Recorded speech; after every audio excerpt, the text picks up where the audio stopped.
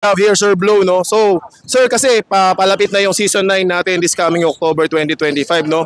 Kung ikaw ang magiging GM ng isa sa 6 na teams, sino ang gagawin mong first pick mo out of the draftees at bakit?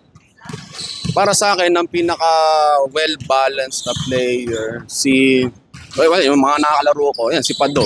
Yun ang pinakauna ko kukunin. Kasi all-around player eh. Yun. Kaya yun ang una kong kukunin na first pick.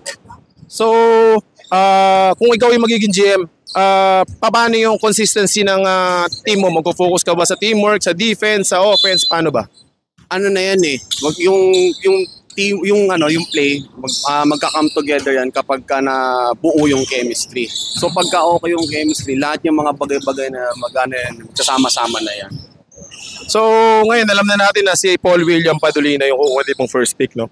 Sa out of the draftees, meron ka bang hindi kukunin na player at bakit? Si JB, kasi JB maliwat dahil magaspang yung ugali.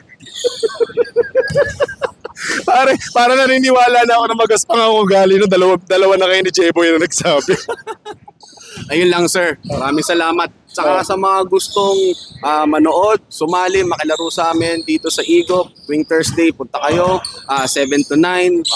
Gusto nyo ng papawis lang, brotherly game, and gusto lang manood.